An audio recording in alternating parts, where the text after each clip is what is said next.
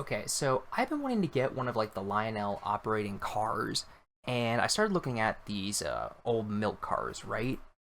And I was thinking, well, okay, could I get one of these things to run on my? I have a non-powered layout on my desk. It doesn't have power. Everything's all clockwork and everything. So I started looking at the mechanism. And I started realizing, wait a minute, maybe I can make this work with no power.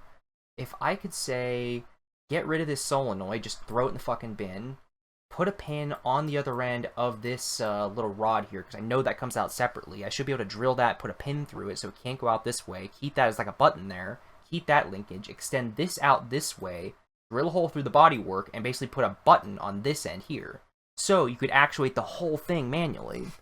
Because honestly, I don't know, I just think that'd be a fun plaything, and these things are so cheap that I wouldn't mind just gutting the solenoid from one to try and make a manual version. I don't know, seems like it could be a fun plaything. Okay, I picked up this automatic refrigerator, this automatic Lionel milk car for like $4. And what was wrong with it was basically one of these milk cans was clogged inside the chute. And that was the only immediately obvious problem with it. And that was an easy fix. And then I got into it and realized, oh, okay, all of the wiring is shot. This thing would need a complete wiring job before I would even think about giving this thing power. But luckily, I didn't buy it for that. I bought this for a mechanical conversion, which you're going to see here in a little bit. So the fact that all of the electrics were falling the fuck apart is actually perfect.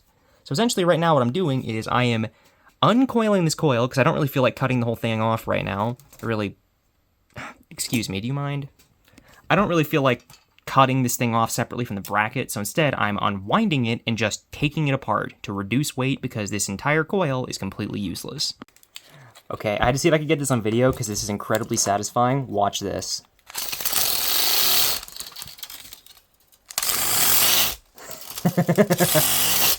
Oh, that's a fun noise. Oh. Oh, that's a lot lighter now. There we go. Weight reduction. Let's see what's actually in the middle of this thing.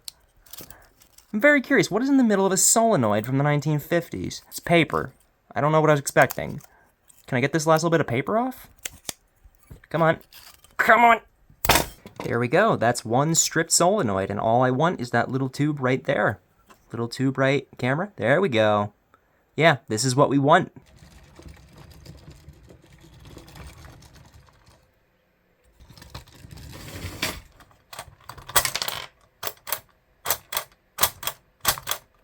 Oh, come on.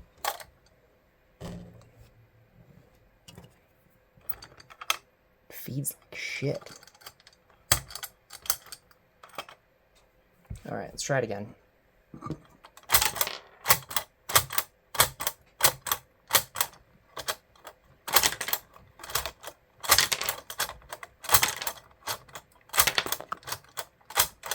Okay, beefy spring. Needs a beefier spring.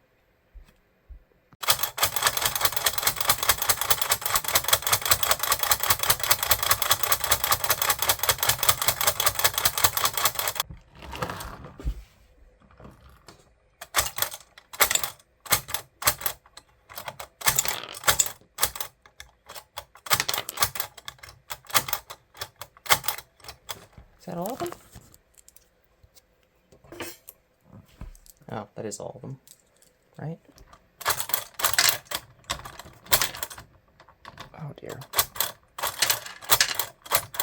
Okay, one last little thing while I'm here, because I just find this mildly, I don't know, kind of funny, is that the Lionel operated milk car, whatever the fuck you want to call it, uses kind of like a helical magazine, almost like a P90.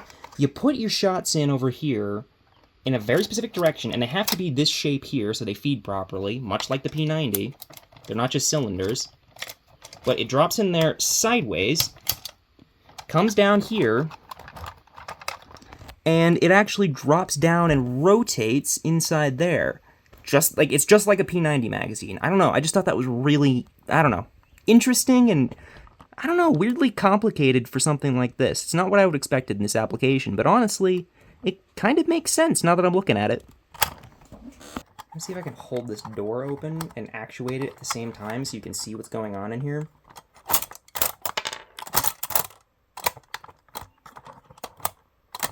Come on.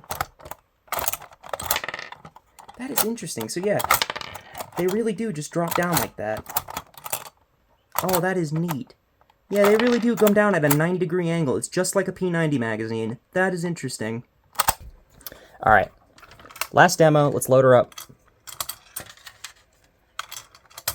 That's one thing is, like, half the issues I'm having with this thing are genuinely just the magazine jamming, but it's getting smoother as I use it more.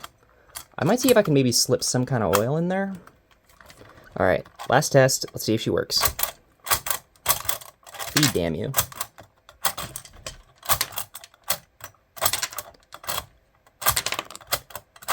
Yeah, I think what I'm going to do is I'm going to replace the solenoid spring with a freshie, or maybe just stretch the spring, and that should do the trick. But otherwise, I'd say this is a success.